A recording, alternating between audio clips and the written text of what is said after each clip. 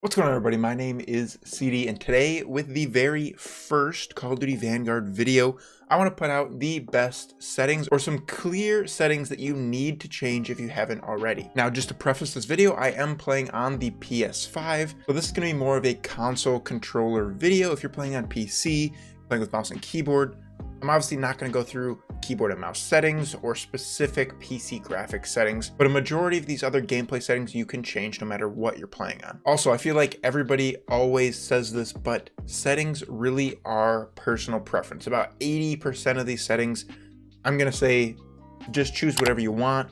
This is what I'm using, but if you really feel another way, go for it. These settings are to make the game feel the best for each unique player, so it makes sense that everybody's going to choose a little bit different settings. All right, so let's jump right in here. Controller settings.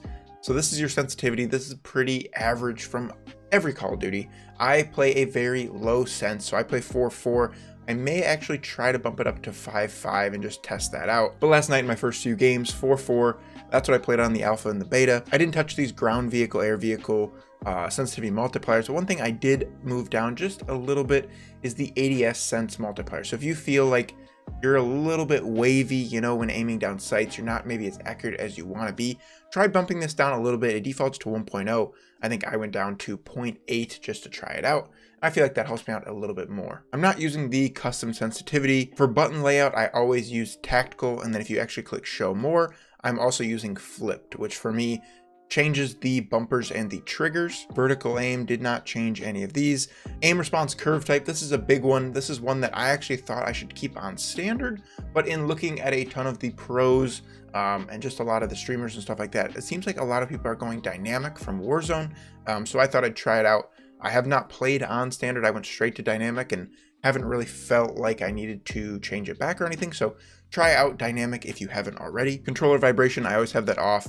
I am using a SCUF controller, so I don't even have the vibration pads in the controller, so this really doesn't matter for me. Weapon fire threshold, this I've been told for a competitive game, you want to turn this off. It kind of changes the trigger for different weapons, and for everything just trying to be baseline, everything competitive, you want to turn this off. I don't think I changed anything else below that. Besides the dead zones, those are things that I can't tell you. Those are things that you have to figure out based on your own controller. I would not touch the max dead zones, but maybe the minimum dead zones can change a bit, can go down a bit, depending on your controller, really. Moving over to gameplay, let's see if I even changed any of this. Doesn't look like it. I did hear this morning, actually, I saw on Twitter, if you are coming from Warzone, coming from Cold War, and you are used to slide canceling a lot, you're not really feeling it being very smooth in Vanguard, they said to change this automatic airborne mantle to partial, and then click show more and make sure that both of these are off. Grounded mantle and automatic ground mantle. I have not used this yet, but everyone was saying that this will help you a ton, so we'll try it out. Next up, automatic sprint. I do have it on automatic tac sprint. If this does not float your boat, you can go with off or even automatic sprint. Sprint cancels reload. I have that turned on just as kind of something that I've always had.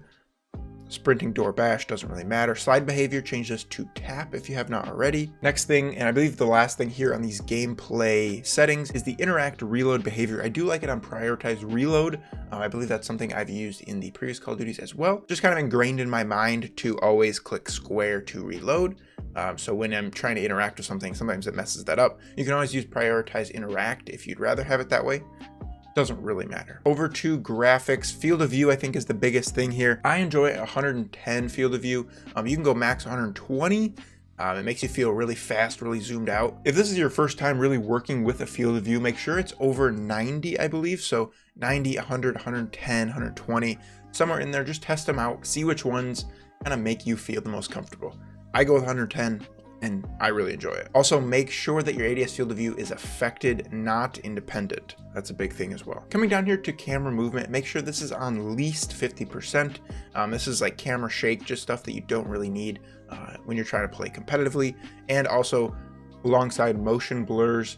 Yeah, they may look cool and cinematic in like a campaign, but in multiplayer, you want to turn both of these off always. And then finally, the on-demand texture streaming. I've seen a lot of this on Twitter as well.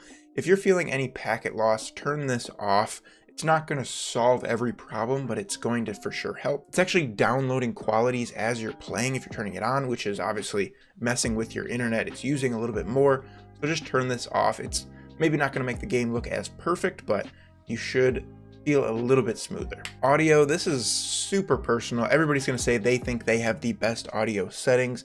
I'm just going to tell you this is what I go with. So master volume down just a bit, music volume down all the way. Even though the music is pretty cool in this, it doesn't help you in any way, shape, or form.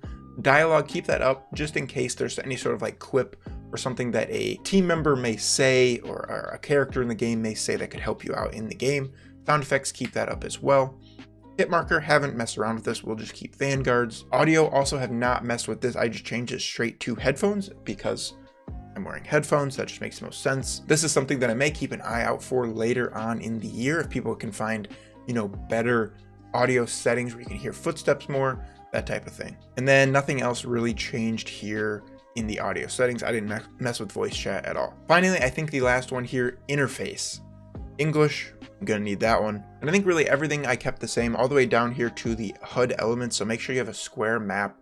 It just helps you out a little bit more. I do like the rotation on it as well. Crosshair bobbing, this is another thing. It may look cool cinematically, but competitively, you always want your crosshair in the middle, so I would turn that off. And I think that is it. I think that is all the controller settings, all the console settings. So if you guys enjoyed the video, click that like button down below. If you guys do have any questions, you guys can put them in the comments down below. I am not a master at these settings. These are just what I've used in previous Call of Duties and what I've seen a lot of other people change their settings too. So click the like button down below. So if you guys haven't already, we'll see you guys later.